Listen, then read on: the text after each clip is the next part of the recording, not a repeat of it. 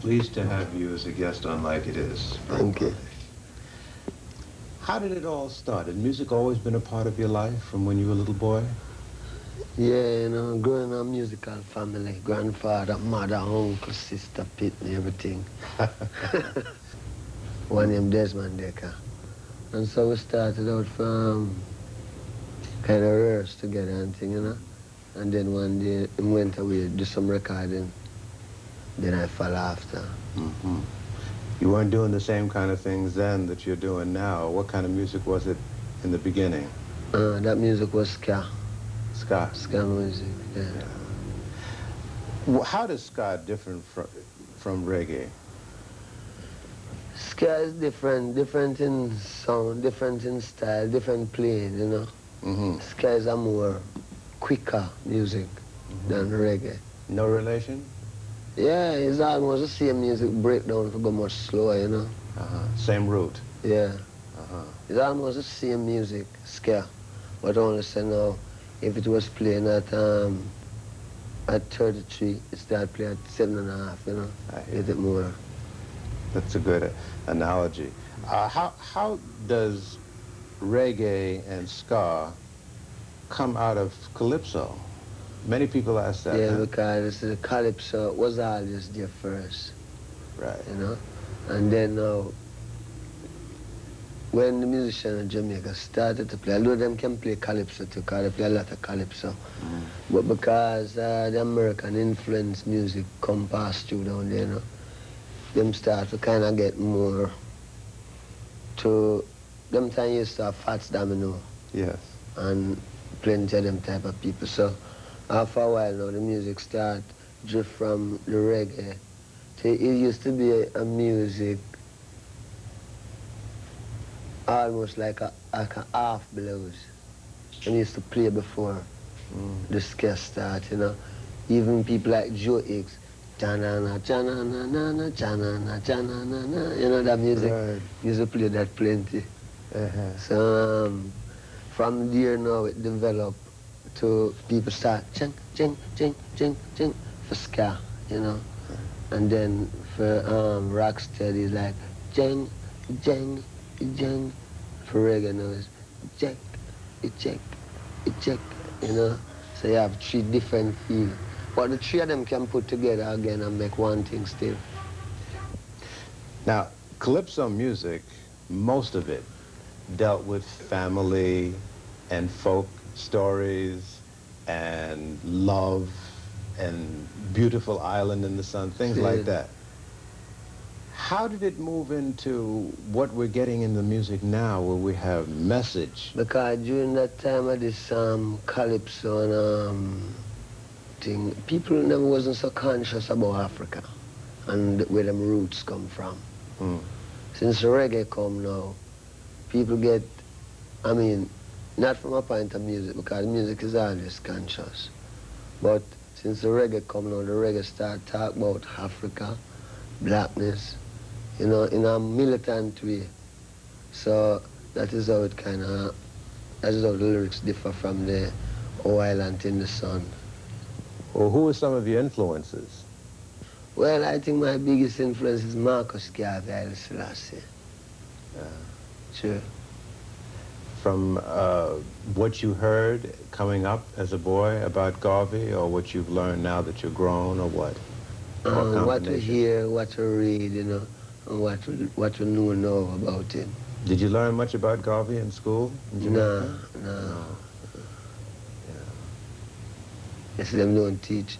It's the education that we don't get in school, you know. We don't get that type of education that when we grow up we can know who we is. We get a more education that we might know who Christopher Columbus is, or who Marco Polo is, you know. But we never really know who Marcus Garvey is, who Haile Selassie is, or who any black man is. Were you born as a Rasta? Or how did that evolve? Well, where I figure now I was born, you know, and when born and growing, there was a certain amount of consciousness in myself that, you know, it was always a lonely world, not finding people who might think like me, you know. Yeah. Not to say that I think so different, but because this consciousness about God and the people I come from is more Christian, you know.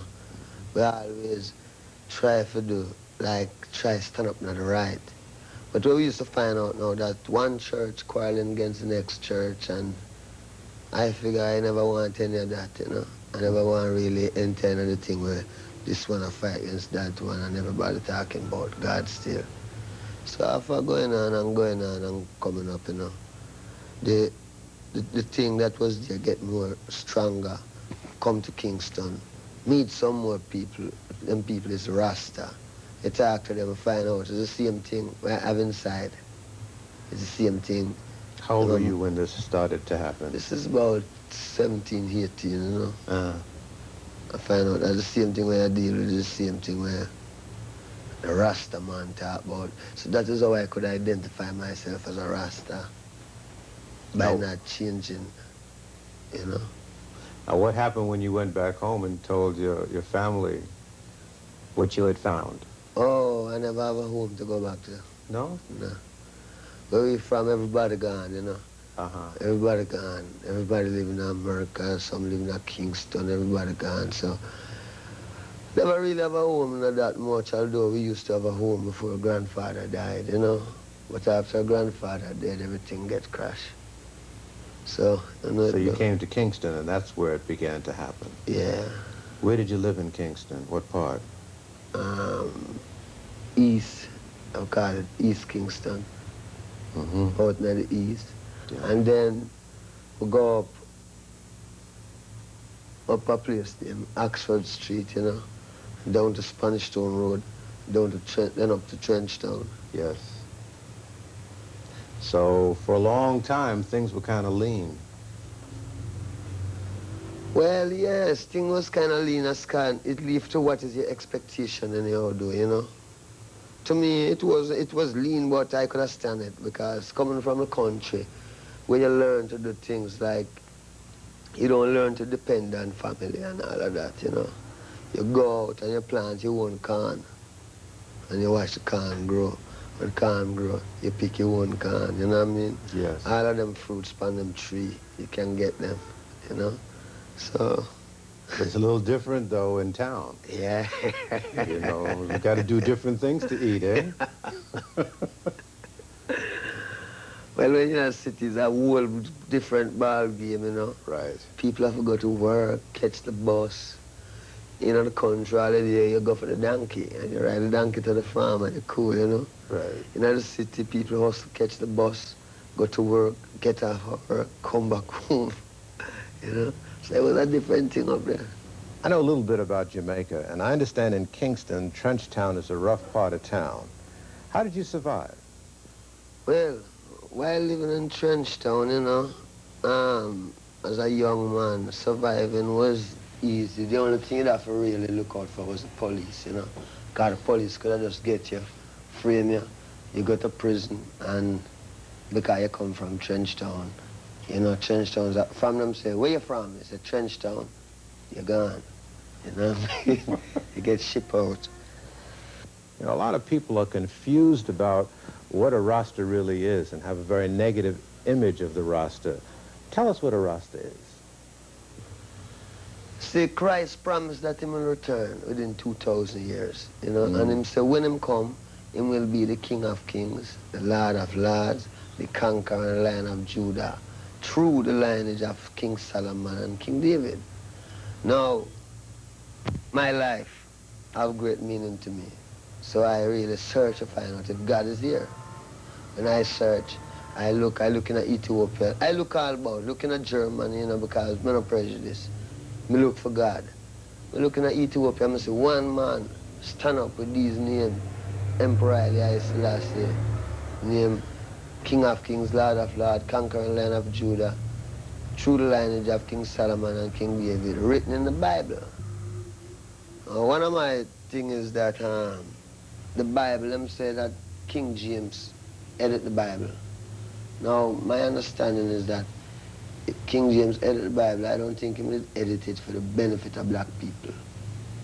So when the revelation turned out that Haile Selassie is the King of Kings and the Lord of Lords, coming straight through the lineage of King Solomon and King David, then, you know, we really know that this is the Christ return. Because we know in this world, yeah, when the white man edit it, he wouldn't edit it in our behalf. You know, he would have more edit it to make it look like England going to be the big thing. But in the last days, they'll prove out that is Ethiopia, Haile Selassie, you know, and Haile Selassie's name is Rasta. So we are called Rastas, you know, called by his name. And then it's a lot of things. We go as far as saying, him say when him return and you call upon him, now this is God, him say when him return and you call upon him, your mother and your father will forsake you. Now, we know that if you call upon the Catholics, them embrace you. You call upon the Church of God, them embrace you. Any religion you call upon, you might get embraced. The only religion them push you off from is Rasta. But that does make the truth more real, because them say, when you call upon my name, your mother and your father will forsake you. And that is why today you hear Rasta get so much bad name. It's not because Rasta do anything bad, but it's because how the prophecy go with it. When if your mother and your father will forsake you, just imagine people who don't even know you. You know what I mean? Well, in most religions, you go to church on Sunday, and you may go to a Bible class once or twice during the week, and that's it. Yeah. Is it pretty much basically the same in Rasta, or is it more involved? No, we say that the man is the church. The Bible is there. But what we find out now is that a lot of people read the Bible, but them don't understand the Bible, because the approach to the Bible is wrong. I mean, there's no way you can read a book. You just take up a book and just read it in the middle and figure you can find out what was happening from the beginning to the middle. The Bible is a whole book with a whole tradition in it. And from them read to Genesis to Revelation, the whole truth of the whole straight road with the overstanding is there. You know? So it's not necessarily then we just go church and do like the other Christians. We know that the man is a church, you know? Because you see, you just can't overthrow the truth. You know, we, our people, have our roots. When we search for it, we find it in a Rasta. Because we don't see, there's no other way, we don't see no other way. It's Rasta we find the roots in, you know. How do you handle fame? I handle fame by not being famous. Come on, you know you're a famous man. No, I mean, you know, not to me. No? Not famous to me. Some people get drunk off of fame. See, I learned from we was coming in, from I just started music. You know, the people them warn me. Them show me say, hey, this game is a game where if you don't mind sharp, you lose your consciousness. So the only way you can lose your consciousness is because if you figure say you're getting, some people say rare, your head might get swell. Right. And if your head swell, that's it. So you know, really don't keep my head in a bandage that it can't swell. True. How do you handle the women that come at you in droves? People have visions of women beating down the door to get at Bob Marley and grabbing clothes. Is it like that? No. No? No. Woman easy, you know. Is it difficult, though, to keep your balance and not, you know, get to feeling that you're more important than you really are when so many people are after you all the time for different things? No, you see, I don't think, I never really check myself, you know, I know I am benefit to the people, you know. That's the only consciousness I have on myself, that I can be beneficial to a people, you know. And I don't know anything else. I don't know that. What do you think it is that has made Bob Marley such a big name? I think, you know, maybe it's just what Bob Marley stand for. What is that? The truth. And the determination to stay alive and survive. You know? You have a record out called Survival. Yeah. That was last year. Yeah. Did anything happen to you that caused you to write that? Well, 1976, I'm shoot off of me, right? Yes. And I figured that was survival, you know? Yeah. What happened when you were shot? You were in your home. Yeah. Was it in the morning or at night or what happened? Well, it was about, that's about 9 o'clock in the night. Yeah. What happened is that the night before, about 3 nights before that, I was living at a place called Bullby, you know? And I went home about 3 o'clock in the morning and get some sleep. And then I vision I was in a lot of gunshot, you know? That was a dream. I was in a barrage, a gunshot, but when it's all over, you know, it's like me never really getting a shot. But me see my mother get shot. You know, the vision show my mother get shot in her head. And what happened is like the vision said, don't run. You know, it's like, you know, all of this gunshot is like something that the vision said, don't run, stand up. So when the gunshot started firing on Hope Road, the first thing come back to my mind was the vision. And all I could remember is that the vision said, don't run. And so me have to stand up, you know. And, you know, them fire until it was tired of fire, and then Chew is not really a lawful gun battle. Man start to run and it ease up, you know. Where were you hit? Eh? Where were you hit? Me? Yes, sir. Yeah. Went right through? Or just skinned No, it? them said lodge inside there. Yeah? Yeah. You never saw the gunman? Well, at that time, no. But you know who did it? You ever know them? Were they caught? No, but I don't court the police. It's just, you know, one of them thing. You have a record company now. Yeah. Why? Oh, you know, a long time we always have a record company. What we have now is a recording studio. When we go into the studio to work, it was a lot of hassle. I mean, we're Rasta, you know. Some people don't want a Rasta in them studio.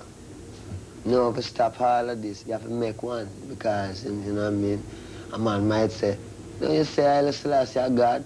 Well, you know what I mean, go and build your own studio, you know what I mean? So, all right, Haile Selassie is God, I'm going to go and build a studio, you know? So, you know what I mean, and that's how it go. Them things come through sabotage and through pressure. If everything was nice, maybe we wouldn't have to build a studio.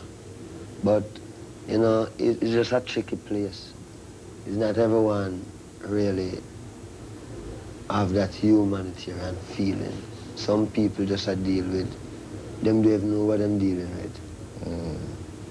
What's ahead for Bob Marley, do you know? Do you have an agenda or a master plan? Well, I feel ahead for I and I is the unity of Africa. And then when the unity of Africa comes, then people will really understand, say, you know, there was something in this thing, or there is something in it.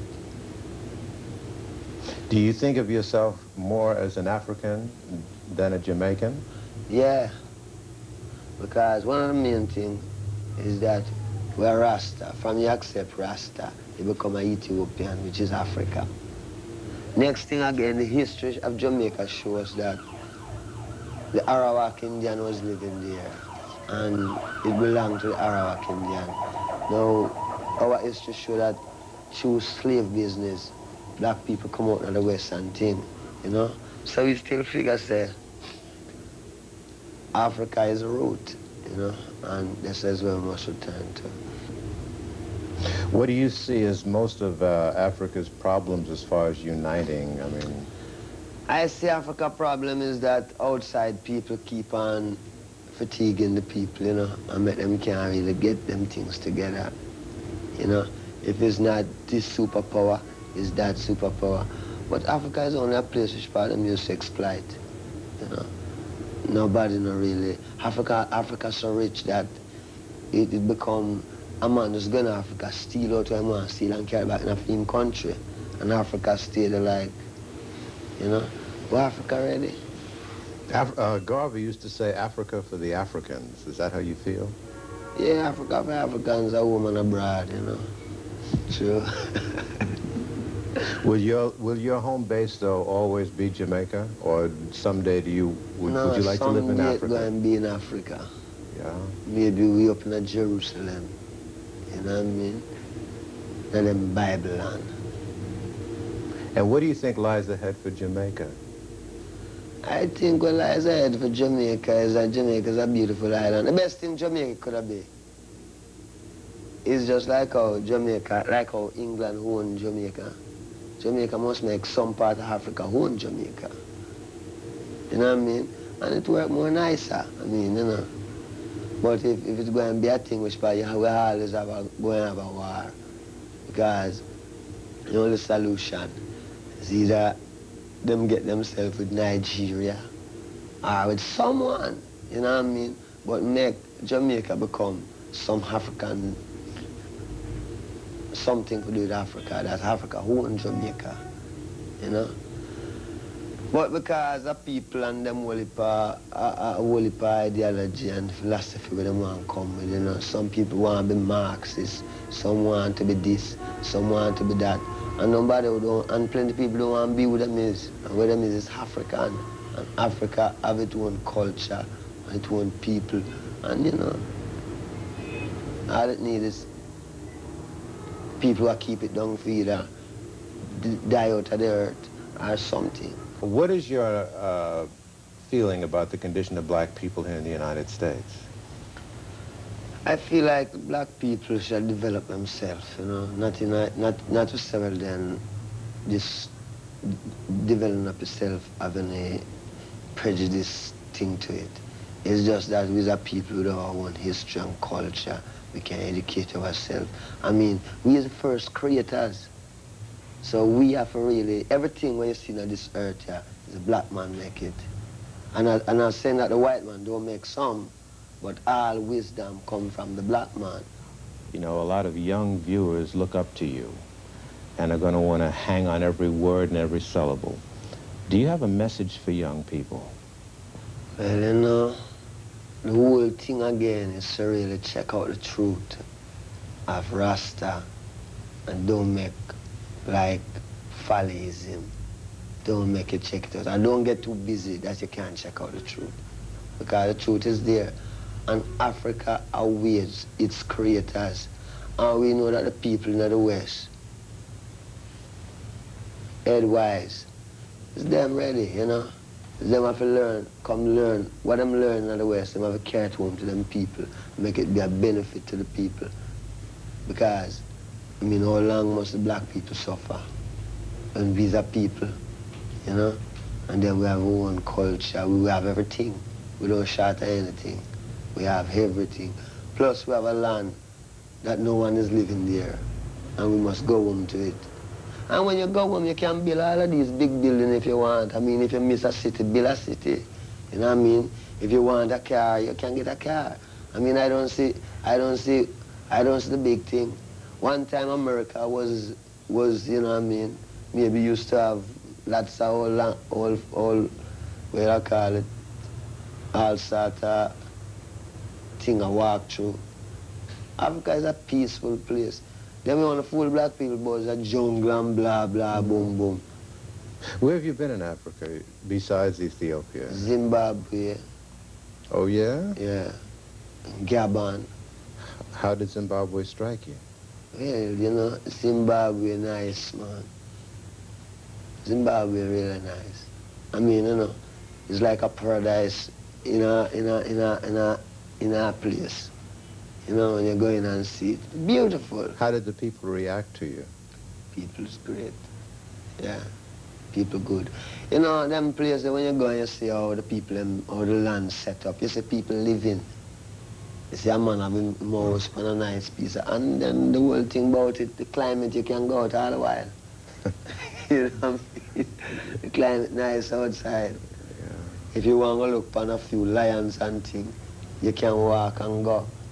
And if you want to see some things that man never make, but it look like somebody make it, that's all Zimbabwe too.